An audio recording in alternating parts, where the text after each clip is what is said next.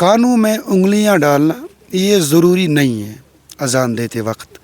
دراصل اس کی جو حکمت ہے وہ حضور صلی اللہ علیہ وسلم نے از خود بیان کیا. حالانکہ مجھے اس وقت معلوم نہیں تھا، اس لا علمی کا میں اعتراف کرتا ہوں، لیکن اس کے بعد جب میں نے اس ٹاپک پر وہ ریسرچ کی تو حدیث تو مجھے ذہن میں تھی کہ کانوں میں انگلیاں ڈالنی چاہیے، لیکن میں نے جو اس کی خود توجیح کی تھی وہ توجیح پہلے ہی بیان کر دی گئی تھی حدیث کے ایک ٹکڑے کے اندر، کہ دراصل پرانے زمانے میں مائک سسٹم نہیں تھا،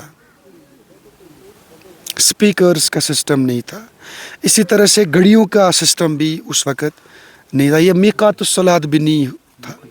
جسٹ آف روشنی کی طرف دیکھ کر، آفتاب کی طرف دیکھ کر یہ اپنے جو نماز کے اوقات ہیں یہ مقرر کرتے تھے.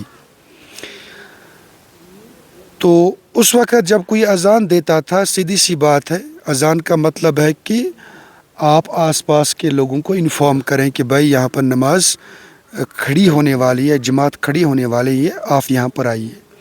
تو جب مائک سسٹم نہیں تھا تو انسان یہ چاہتا کہ میری آواز زیادہ سے زیادہ لوگ سنیں، تو اسی لیے آواز کو بلند کرنے کے لیے، بالا کرنے کے لیے یہ جو انگلیاں ہیں ان کو کانوں میں ڈالا جاتا تھا. آج بھی اگر آپ اپنی کانوں میں انگلیاں ڈالیں گے تو آپ زیادہ بلند اور بالا آپ آواز نکال سکتے ہیں، رائٹ.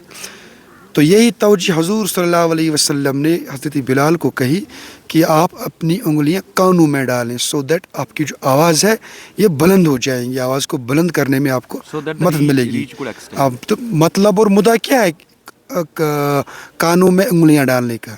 کہ آپ کی آواز ویری گڈ، ٹھیک ہے سر. تو اب آج اس کی ضرورت نہیں رہی ہے. کیوں؟ آج سپیکرز کا زمانہ ہے، ٹھیک ہے جی. آج میقات الصلاۃ بھی ہے، ٹھیک ہے جی.